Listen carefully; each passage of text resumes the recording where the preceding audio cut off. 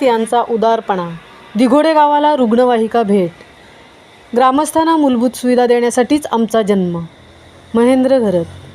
आई दिवंगत यमुना घरत यांच्या स्मरणार्थ दिल्या एकूण 12 रुग्णवाहिका भेट. यमुना सामाजिक संस्थेचे अध्यक्ष तथा इंदिरा काँग्रेसचे रायगड जिल्हाध्यक्ष, महाविकास आघाडीचे तडफदार नेतृत्व, कामगारांचा बुलंद आवाज. महेंद्र शेठ घरत यांच्या माध्यमातून दिघोडे गावासाठी रुग्णवाहिका भेट देऊन नागरिकांच्या मुख्य अडचणी दूर करण्यासाठी मोलाचे सहकार्य केले आहे. रविवारी हा दिमागदार सोहळा दिघोडे ग्रामपंचायत तसेच ग्रामस्थ मंडळ यांच्या वतीने आयोजन करण्यात आले होते. महेंद्र घरत यांनी ही दिलेली रुग्णवाहिका 13वी भेट दिली असल्याचेही यावेळी नमूद करण्यात आले.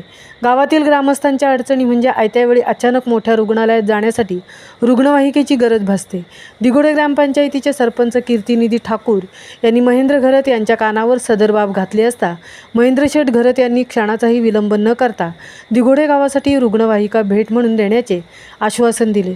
नुसते आश्वासन नाही तर रविवारी हे आश्वासन त्यांनी प्रत्यक्षात उतरवले. सदर रुग्णवाहिकेचे लोकार्पण महेंद्र शेठ घरत यांच्या हस्ते करण्यात आले.